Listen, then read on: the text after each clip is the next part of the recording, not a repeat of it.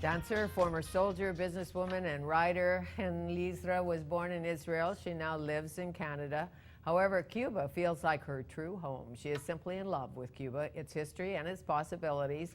She brings the charm of her Cuba to us in an unusual travel guide called My Seductive Cuba.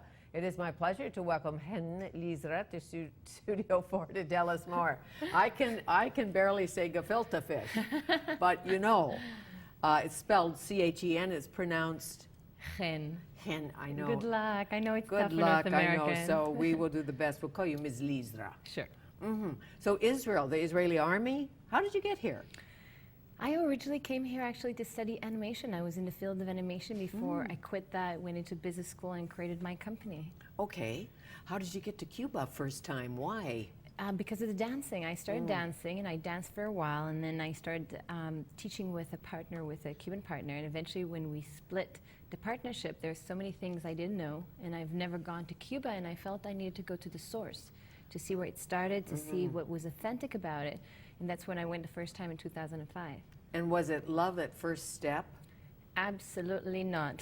No. Okay, so not so much. Toilet paper a little rough. A little sandpaper.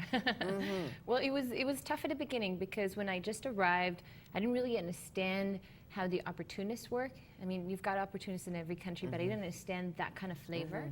So I felt like a little lost the first week when I landed, when people were trying to take advantage of me. You know, being Israeli, we are very street smart because it's a rougher country, right? But I could tell something was off. I couldn't tell what it was exactly. So it took me a little bit of time, but once I got past that and I really started seeing, I think, the heart and the nature of Cuban people, I just fell in love with the people and the culture. And how different from the heart and the nature of a Canadian, of an Israeli? Well, Israel and Cuba are actually very similar in so many ways. It's crazy because they don't actually have relations, right? But they are so similar to one another. Canada is like taking the coin and flipping it to the other side. It couldn't be more different.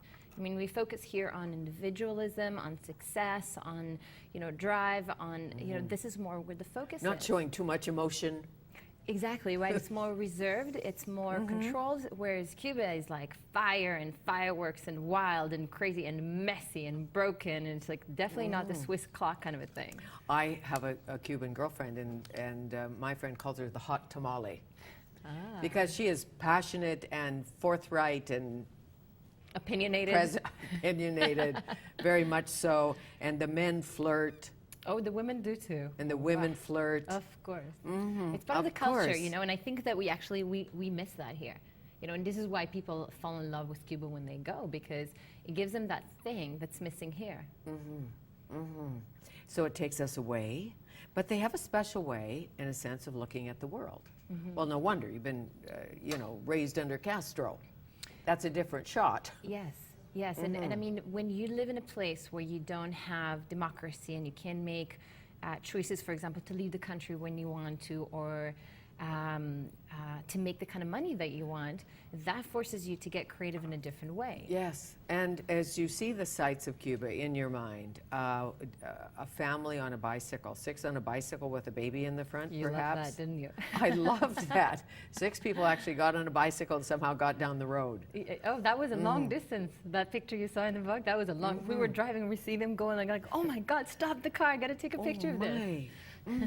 Your favorite places in Cuba? Havana. Havana is one of my favorite places. Baracoa is an incredible place. Trinidad, which is the city, not the country. What is so unique about Baracoa and Trinidad, for example, are that these are tiny little towns, villages that have so much music, but yet it's tiny. It's personal. It's like it's So incredible. it's the oldest Spanish settlement, isn't it? Yes. So it's kind of the first capital of Cuba, and it's still small, and the people, and you're obviously fluent in the language. 80%. 80%. Now, what do they speak? They speak Spanish. Spanish, but is it called something else? It's called Cubanos. That's what I thought. It is Spanish. Is it Spanish? Because the Chileans, in essence, speak Spanish, but it's got a twist. Cubans have their own way of pronouncing things. It's a little muddy, and they drop the S's at the end. So there's a joke with the foreigners in Havana where they say, you know why Cubans drop their S's? You know, instead of saying seis, which is 6, say.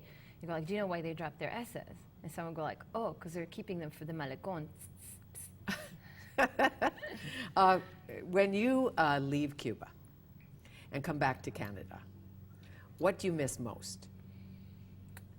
The warmth. The sun warmth or the people warmth? The people warmth. There's such a strong sense of community, solidarity. People are leaning on each other 100% that you never feel ever alone. You feel like you're part of something. And I think this is why some Cubans even leave and come back. I have one of my best friends, Jerry Ru, the one from the stories. Yes. She came back to Cuba. She lived in Italy because she said, I will never be happy anywhere else. You know, that sense of community is something, because it's a socialist country, because it's not about the money, it's about the community, it's about being together, is that thing that you miss the most, I think. Well, it's a different way of life. There's no question about it. And there's possibilities galore now, or there could be. We don't know. What's it like today, politically? Well, things are changing rapidly. Since Fidel got sick and Raúl basically took over in 2006, but then became the official president in 2008, he's decided to implement major economic changes because Cuba was on the verge of bankruptcy almost. And I mean, he's decided to lay off 1.3 million people from government jobs. They've approved 350,000 of self-employment licenses. They're giving loans. They're allowing Cubans for the first time to sell houses and cars. So there's mega changes happening. And it's kind of funny because I just got an email the other day from a friend of mine, and he's like, wow, there's so much more competition now. What do you do with that? Well, and the American tourists are about to land. I have a feeling the rules are going to change. And I know so many people say, go to Cuba before the Americans get there, or return, really. But did you get a feeling of a Hemingway and a Cuba and Havana and the cigars and? Oh yeah, I mean, Hemingway is everywhere, and this is one of the things that I do in a tour, is that with the tours that I'm leading, I'm taking people to see real Cuba the way it is in the book for only 10 people. And I give them a Hemingway tour. So we go to all the places where Hemingway used to hang out, you know, from restaurants to like the village where he used to live. So like Havana and the old Havana, is there a new Havana? I'm sure there is. There's Havana Nueva, yes, but it doesn't look new. Okay. It's just the name. Okay, and the cars, I haven't been to Cuba, but everybody says the cars, it's like Back to the Future. They are, and you know what? If they ever took them out, I think it would be a different city. Part of the charm of the place is the cars. And what about the food? The food, you know, there's a misconception about food. Because a lot of people come back from Cuba and they say, food is horrible in Cuba. And people that come with me, they always say, food is amazing. But what you have to understand is that you have to know how to work the system. This is why I wrote the book. So it's like you go to a place, let's say, where a paladar.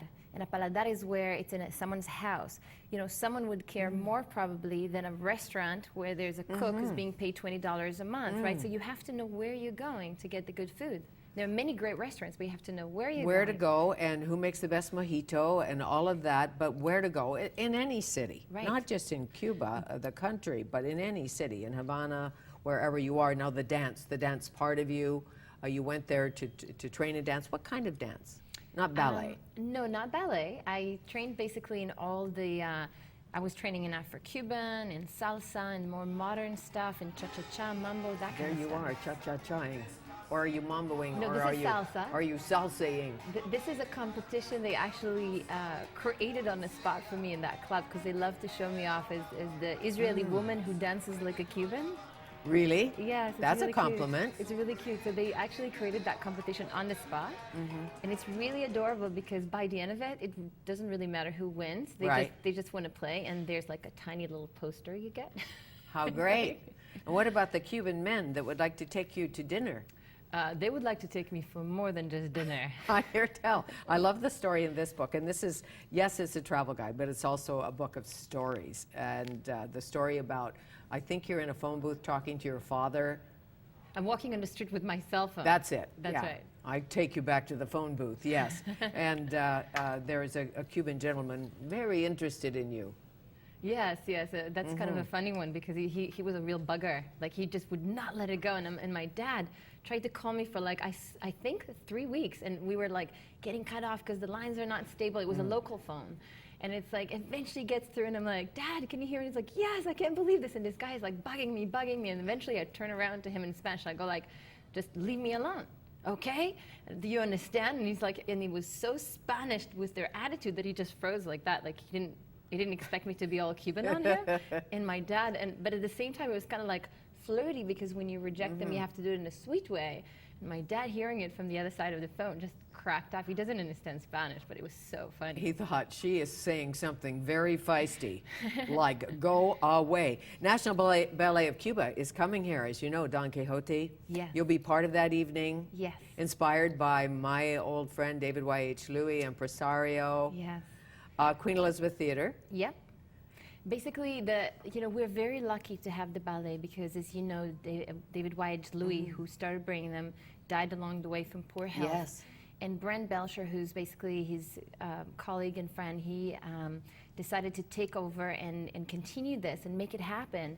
And I was just talking to him yesterday on the phone. He's like, people are standing and giving standing ovations in the middle of the show because they are so athletic that it's almost like watching Cirque du Soleil together with classical ballet. Really, it sounds wonderful. I'd like to see it. The score by the Vancouver Opera Orchestra, and it plays from the 16th to the 18th of Feb. Yes. Right, in honor of David Y.H. Louis and others. Or we can go on a tour with you.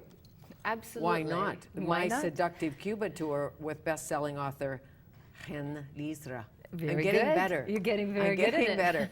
How nice to meet you. Nice to meet you too. Thank you. It's a great travel guide because it's not your usual travel guide. Completely not. No, not even completely close, not. right? Not- Because of the personal story. Exactly. How great. Remember, you can catch all of our conversations on YouTube or follow us on Twitter at Fanny Studio 4, and on Monday.